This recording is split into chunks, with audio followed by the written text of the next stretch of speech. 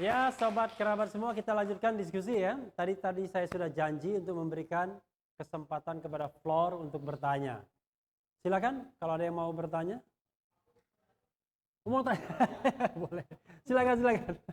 Aku mau Bebas. nanya terkait UU Omnibus Law, buruh dan mahasiswa, Cipta Kerja, Omnibus Law Cipta Kerja. Mungkin yang tepat yang bisa menjawab Mbak Finawati kali ya. Ya. Sebenarnya ini kalau garis besar ini yang punya kepentingan undang-undang Omnibus Law ini kan pekerja ya, buruh.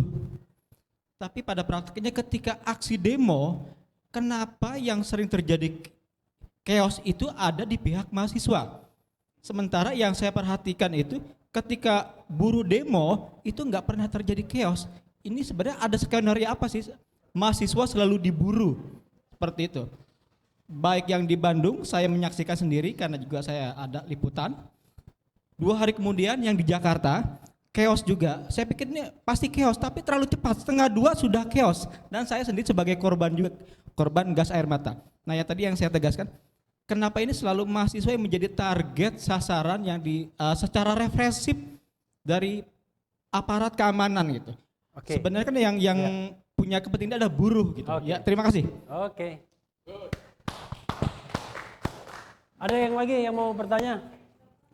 Ya, jangan-jangan nggak bisa membedakan antara chaos sama kos. Silakan. Dan kaos. Pakai mic. Pakai mic dan harus jelas suaranya.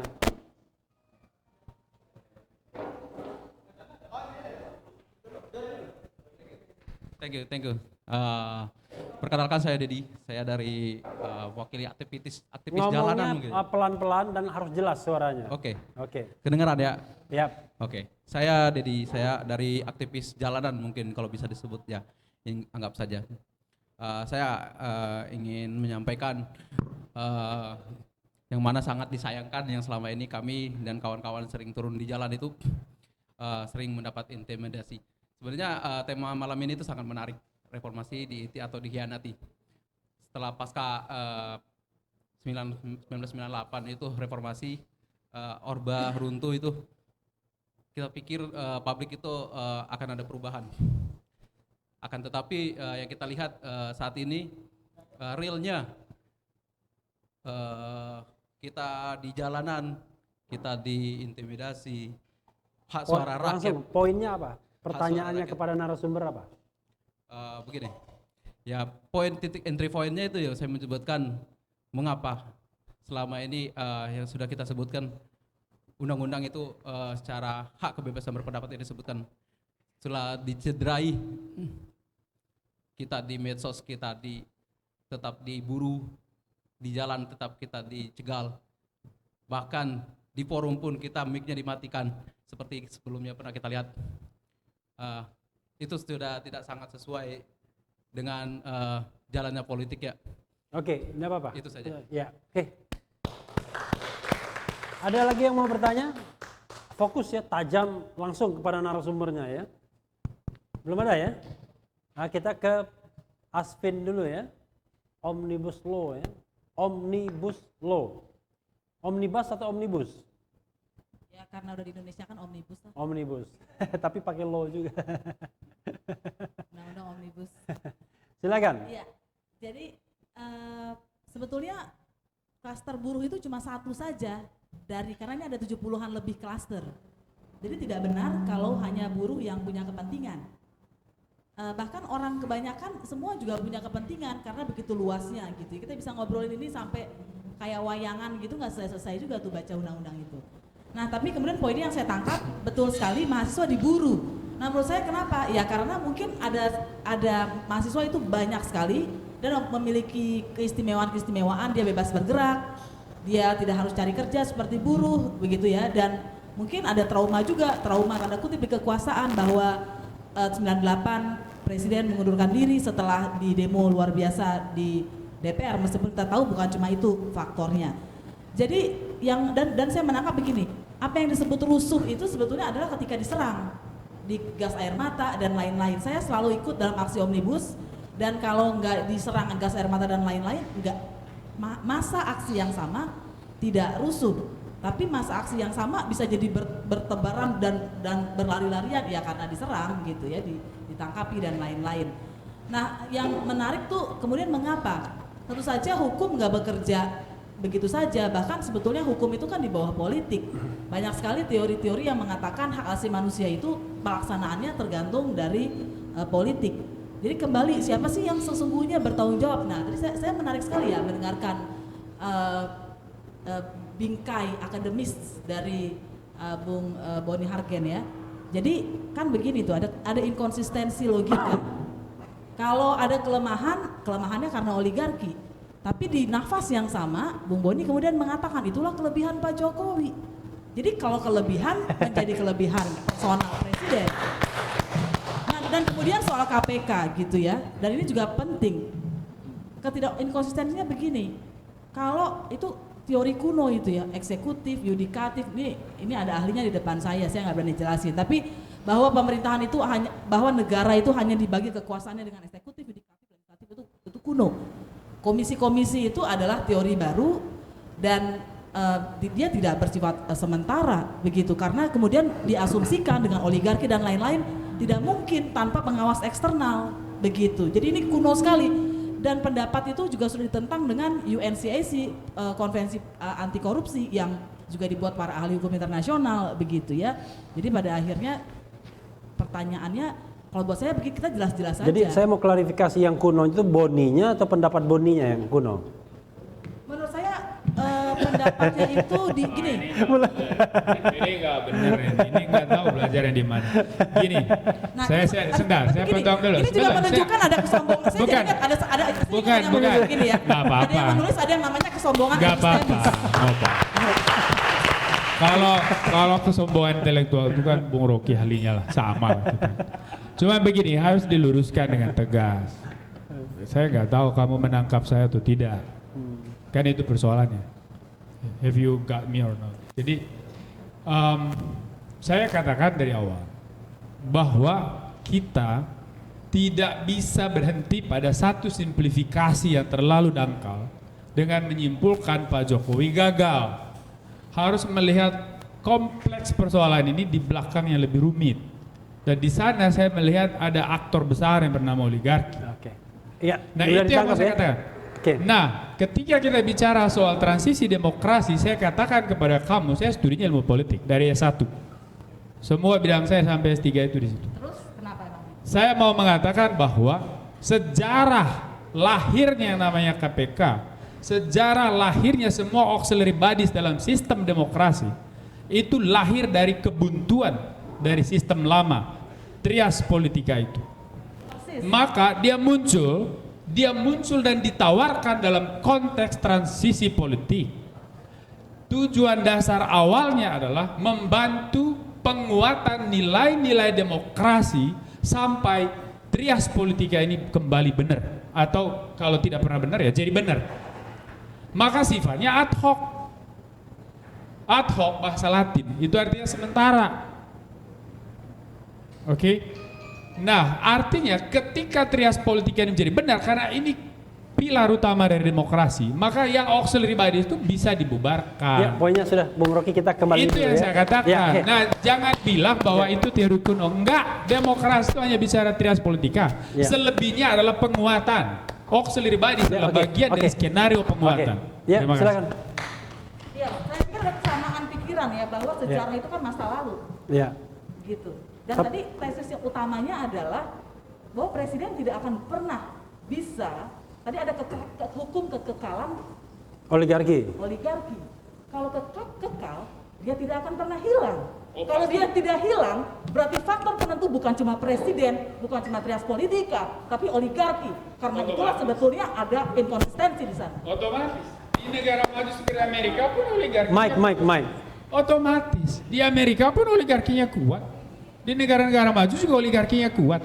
Tetapi penegakan hukum berjalan dengan baik. Monitoring publik jalan dengan baik. Jadi Itu salah gunanya. siapa? Kalau nggak berjalan salah siapa, Bang? Itu tanggung Itu- jawab siapa? Itu gunanya perbaikan terhadap penegakan hukum, penguatan civil society itu penting. pendidikan politik untuk masyarakat, tingkatkan level pendidikan masyarakat supaya dia sadar bahwa dia subjek dalam negara. Kontrol terhadap negara itu ada di tangan masyarakat. Kita nggak bisa lagi mengharapkan institusi. Di negara maju, orang-orang tuh cerdas, dia bisa menilai pemimpin ini benar atau tidak, dan dia bisa mengakses itu ruang kekuasaan. Dia bisa berbicara dengan logika yang benar, dengan dasar, dengan bukti yang kuat. Di kita, ruang media itu diisi dengan hoax. Di sana orang memfitnah, nggak bisa bedain kritik dan fitnah. Nggak bisa bedain kesimpulan samar dengan sesuatu yang pasti. Nggak bisa bedain asumsi, hipotetis. Jadi yang tanggung jawab siapa itu? Pernyataan? Banyaknya ruang publik yang diisi hoax itu yang tanggung jawab siapa? Nah, itulah gunanya negara mengendalikan itu. Maka perlu ada undang-undang ITE atau apapun lah namanya undang-undang itu. Spirit dasar undang-undang ini adalah mengontrol ruang maya itu supaya kepentingan umum di sana terjaga. Kepentingan umum, kita juga bicara keselamatan individu di sana. Karena suka atau tidak, kita harus akui banyak hoax di sana, banyak fitnah di sana. Saya pernah difitnah narkoba habis-habisan, biar Anda tahu. Tapi cek ke BNN, semua bukti saya jelas negatif. Artinya bahwa ini yang negara harus atur, ruang publik ini, ruang publik baru harus dikendalikan oleh undang-undang. Tetapi kita juga suka difitnah Taliban. Gantian. Tetapi, ntar dulu, saya nggak gas, ini suara dasar saya. Kalau telinga kamu agak terganggu, akan jauh dikit. Jadi ada fakta penyimpangan terjadi bahwa dalam praktek politik di negara tertentu, mungkin juga di kita, kekuasaan memakai undang-undang ini untuk kontrol politik. Bisa saja itu terjadi. Namanya juga kekuasaan. Sejarah aja ditulis oleh kekuasaan kok. Nah, tugas kita adalah melakukan kritik. Suara Anda bagus ada supaya itu melakukan pelurusan. Ya, poin. Tadi tolong dijawab juga tentang Omnibus Law. Silakan, lanjutkan. Udah sih kayaknya tadi. Oh, sudah ya? Sebetulnya jadi Omnibus Law itu esensinya bukan untuk hanya pekerja. Karena justru yang namanya Omnibus semua itu dia ada 70 lebih ya. Jadi memang justru perdebatan publik kita itu mengecilkan bahwa itu seolah-olah hanya buruh. Dan bagaimana cara pemerintah dan DPR menangani Omnibus Law itu juga mengecilkan itu hanya buruh, yang diundang cuma buruh, kemana petani, kemudian masyarakat umum yang tanahnya bisa terampas begitu saja. Bagaimana dengan perempuan yang karena impor pangan, kehilangan pekerjaan di pertanian kecil, itu nggak pernah dilihat. Ini saya ingin ke Bang Rocky ya. Iya, boleh. Nah, soal ruang publik tadi kan seperti ada paradoks ya. Boni bilang, ini ruang publik ini berisi hoax yang banyak. Karena itu kita butuh negara mengendalikan. Kita butuh undang-undang ITE, ya kan? Tapi di sisi lain ada yang mengatakan, ini ruang publik ini makin sempit. Ya sekarang ini kan, salah ngomong sedikit diancam 10 tahun dengan undang-undang ITE dan undang-undang nomor 1 tahun 1946 tentang peraturan hukum pidana itu. Yang sekarang dikenakan kepada Sahganda Nenggolan, dikenakan pada Jumhur Hidayat, Habib Rizik. Silakan, Bung Rocky. Jangan saya, kalau saya nanti orang marah lagi. Kan ruang publik itu fungsi dari demokrasi itu. Jadi kalau indeks demokrasi kita merosot, itu artinya ruang publik memang makin tertutup. Kan itu Economic Intelligence Unit lakukan itu. Pemantauan Human Rights Watch, jadi semua itu memang bukan memburuk, membusuk gitu. Ini soal yang Sekalian menjawab tadi itu ya, yang pertanyaan iya. tadi. Jadi karena itu saya udah pindah hobi, saya nggak peduli lagi dengan apa yang dilakukan oleh Presiden Jokowi itu. Saya ingin kita rencanakan sesuatu untuk memperbaiki demokrasi kita. Karena itu saya tawarkan tadi, yang baik kita diskusikan. Mau tunggu 2024, artinya memberi kesempatan oligarki untuk merampok lebih banyak, karena nggak ada KPK lagi nanti kan. Atau kita percepat. Nah, percepat itu yang mesti kita pikirkan. Kan itu bukan soal makar kan, kita cuma mau lihat fungsi dari institusi. Jadi gampangnya begini, kalau sudah terus decaying politik itu in the making. Mau tunggu sampai 2024 itu artinya berantakan. Divided nation makin lama makin dalam itu. Jadi bikin aja komite nasional untuk menghasilkan ulang Indonesia. Menghasilkan ulang Indonesia, itu Indonesia yang berpikir. Dan satu hal yang memang luput dari politik kita adalah Secangkir opini ya, soal berbincang, fungsi dari berpikir. pikiran, fungsi dari akal gitu kan. Kalau dibilang hoax, ya memang masyarakat sipil gemar bikin hoax. Tetapi yang dibikin masyarakat sipil itu nggak akan berguna. Karena pemerintah punya cara menghalangi hoax yang dibikin masyarakat sipil. Yang berbahaya kekuasaan yang bikin hoax, kita nggak mungkin batalin itu. Itu soalnya kan. Soal begituan. Nah, secara umum saya terangkan tadi bahwa kenapa kita gagal memberdayakan demokrasi atau mencerna demokrasi. Karena istana itu isinya adalah tukang pukul aja, bukan tukang pikir. Itu begitu keadaannya. You undang siapapun dari istana datang ke sini itu dengan bukan tanpa konsep tapi tanpa otak gitu. Ya karena langsung marah kan, ngamuk segala macam. Ini Boni ini exception yang agak jarang aja nih. Kalau saya bukan orang istana. Iya, karena itu saya bilang Anda exception itu. di dalam regimentasi. Bukan orang istana tapi Yes. mewakili suara istana mungkin ya. Oke, itu dia berhak buat bela Jokowi itu soal argumen individu yang individu. Jadi kan seringkali kalau kita tanya apa namanya nih juru bicara atau KSP segala macam, ini kan demokrasi dari untuk rakyat, itu kita udah dengar beratus tahun itu. Tapi inti dari demokrasi adalah akal. Karena itu seorang psikiater Jerman namanya Karl Jasper yang kemudian jadi filosof, dia bilang begini, demokrasi itu bukan pemerintahan orang untuk orang dari orang. Demokrasi is the government of reason through the government by the people. Jadi demokrasi adalah pemerintahan akal melalui pemerintahan orang.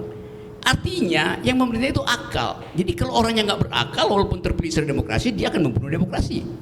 Karena demokrasi itu adalah urusan argumentasi. Promosikan argumen Anda, bukan eksploitasi sentimen orang. Kan itu yang terjadi.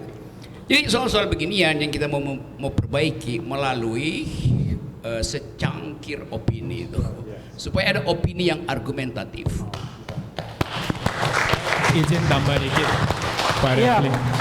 kerabat dan sobat semua, sebenarnya kami juga mengundang perwakilan dari KSP ya, Kantor Staf Presiden, dan sudah menyatakan ya sejak pekan yang lalu sesungguhnya, tapi last minute tadi, baru tadi membatalkan, katanya diperintahkan oleh saya, ini kan publik kan, diperintahkan oleh bos untuk diam dulu, kira-kira begitu.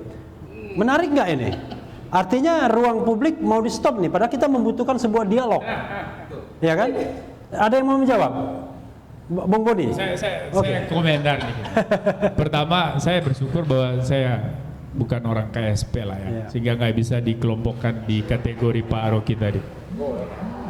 Tapi memang saya cermati dialektika diskursus yang muncul di media.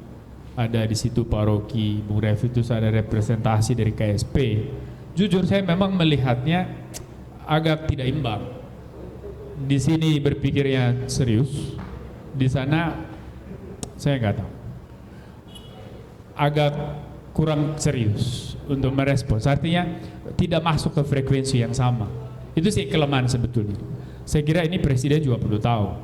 Kelemahan komunikasi istana yang tidak masuk ke frekuensi publik yang diinginkan, setara, yang linear, yang paralel, sehingga dia tidak menarik. Jatuhnya akhirnya apapun aksi dan reaksi itu tidak imbang. Akhirnya ada ketimpangan di sana. Maka muncul tuduhan-tuduhan lain. Jadi saya pikir perlu ada perbaikan memang. Ya munculkan orang-orang yang bisa berpikir untuk bisa merespons oposisi seperti Pak Rocky. Kalau enggak nanti ini agak belepotan. Saya kira itu, dan saya sepakat sekali bahwa demokrasi tanpa berpikir, demokrasi tanpa intelektualitas itu dia akan mati. Ya, roh demokrasi itu kan ada pada masyarakat, tapi bukan pada tubuh masyarakat dalam pengertian physical sense, tetapi masyarakat sebagai entitas yang berpikir, entitas yang bergerak, yang hidup. Maka ketika berpikir itu berhenti, demokrasi serentak mati. Terima kasih. Jadi mudah-mudahan pernyataan baik Bung Rocky maupun Bung Boni itu bisa didengarkan istana juga ya. Kayak kalau mesin itu overhaul gitu ya. Overhaul tidak hanya mengganti skrupnya, tapi juga mengganti mesin utamanya ya. Itu kalau mereka mengerti kalimat saya. Dan Ini pakai ini dong. itu kalau mereka mengerti kalimat saya atau kalimat Boni gitu. Tapi saya ragu tuh. Kecuali dimasukin uji tes kecerdasan, bukan tes kebangsaan. Oh.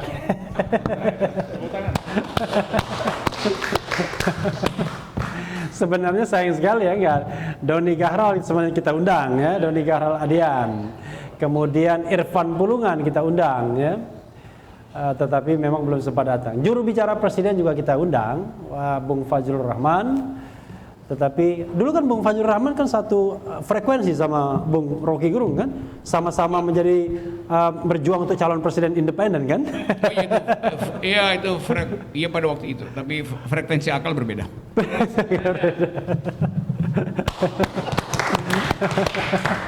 Kita break dulu ya. Untuk sesi terakhir nantinya kita mau mengeksplorasi.